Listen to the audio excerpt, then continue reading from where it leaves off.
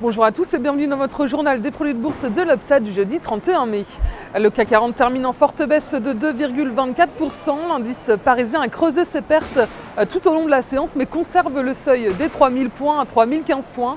La zone euro cristallise les inquiétudes. Les craintes sur la Grèce, l'Espagne et l'Italie sont de plus en plus présentes. La bourse de Paris avait été portée la veille par l'espoir d'une intervention de la BCE pour soutenir le secteur bancaire espagnol et par la rumeur d'un plan de relance en Chine. L'intervention de la BCE a été démentie et le marché a plongé un peu après les mauvais chiffres de l'immobilier américain. Les recommandations de la Commission européenne en faveur de la recapitalisation des banques n'ont pas suffi également à relancer le marché. Dans ce contexte morose, toutes les valeurs sont en baisse. Les bancaires et les cycliques ont été fortement attaqués. L'opérateur France Télécom perd 0,88% alors qu'il anticipe une baisse de 10% de son revenu moyen par abonné mobile cette année. Technicolor ressort quasi stable à moins 0,07%. La bourse de New York se tient sur la défensive, toujours focalisée sur la zone euro. Elle aborde la séance en baisse et la termine également dans le rouge. On est à moins 1,28% pour le Dow Jones et moins 1,17% pour le Nasdaq.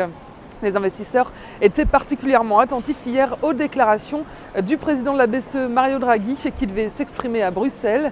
Facebook perdait encore plus de 9,5% hier. Par ailleurs, selon les autorités américaines de la concurrence, son offre d'achat de l'application de partage de photos en ligne Instagram va faire l'objet d'une enquête approfondie. Sur le marché des changes, l'euro-plomb tombe sous les 1,24 $. Il est au plus bas depuis juillet 2010. Sur le front des matières premières, le baril de brut s'échange à 103,17 $. Sur le marché des produits de bourse, les volumes sont en forte hausse avec 58 millions d'euros échangés dans une séance de repli.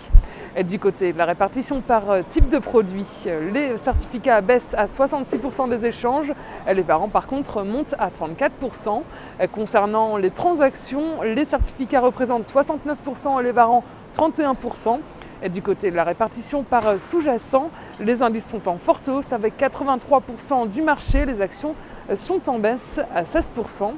La répartition des transactions sur les varants nous dit que les indices représentent 69%, les actions 28%, le taux de change 2% et les matières premières 1%. Aujourd'hui, on va s'intéresser à la devise euro contre dollar. Graphiquement, la paire de devises reste coiffée par une oblique baissière en place depuis mai et vient d'enfoncer le support technique des 1,26 €, appelant ainsi à une poursuite de la baisse. Viser 1,22 € voire 1,19 € comme cible en extension. Seul le dépassement des 1,27 € diminuerait le risque de baisse à court terme.